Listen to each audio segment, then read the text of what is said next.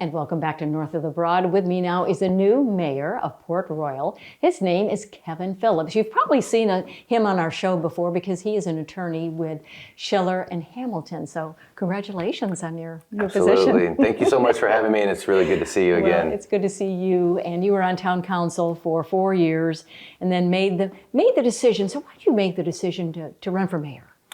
So being on council for 4 years, when I first ran, I made a promise to the people, and my campaign slogan was active and engaged leadership. And I spent the last 4 years really spending as much time as I could in the community, talking to people, listening to people. I think that's a very important part of being a representative is not just talking, but listening. Right. And so listening to the people, hearing their concerns, and I heard this overwhelming concern from people saying that they felt as though no one's listening to them. They feel like even if they do bring up concerns, they're not pursued. It doesn't matter.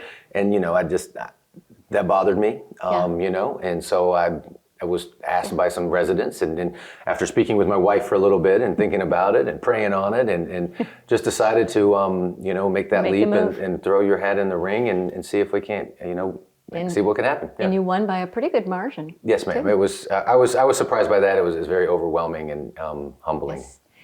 We were talking earlier about Port Royal. People only think that it's just the village of Port Royal, but it's really much larger than that. Would you kind of share what neighborhoods and what it encompasses? Absolutely. We have a very diverse community in Port Royal of all different backgrounds. We've got some people that have lived, and I deal with all of them and hear from all of them, and I love all of them. We hear from people that have lived there their whole lives.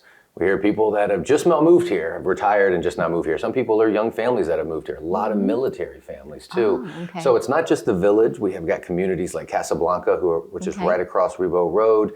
If you travel up Savannah Highway and Paris Island Gateway, you've got picket fences, Pinckney Retreat, Shell Point Farms, Liberty Point, Azalea Square, Willow Point, and then you've got Shadow Moss, which is a large family up on Robert Smalls, with a huge military family presence in there, and then a bunch of apartment complexes as well along those corridors. So that's a very large footprint then. How many people live in the town of Port Royal? We're actually right around 15,000 right now. Okay, wow. The last census data came out in 2020, and I'm sure we're more than that now at this point. So. Okay, so Port Royal, of course, beautiful area, growing, and so balancing the growth with preserving the beauty and just the culture of the town. So absolutely, it's one of the most important things that I think we need to be doing in Port Royal. If you look, we had a comp plan that we did back in 2014. We just revisited it in 2021. And we got a lot of public input. That's a part of comp plans when you do those. And the number one request from citizens was environmental protection. Okay. So obviously that is something important to the community. Right. We have just recently passed a tree ordinance making the penalties for cutting down landmark and specimen trees for development, especially the live oaks that are so beautiful and prevalent here. You look around the room, we're here in the Pat Conroy Center. You can't read a Pat Conroy book without thinking about live oaks and the beauty of this area. So we've passed that, which I think is a great first step.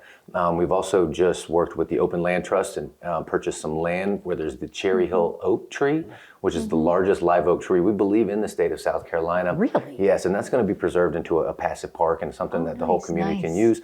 But really, it's just something you got to be vigilant on it. You got to stay on it, and you got to keep your eye on that ball and put those issues that are important just front and center, and make sure you're always revisiting them and make sure that that's a goal and you keep your eye on it.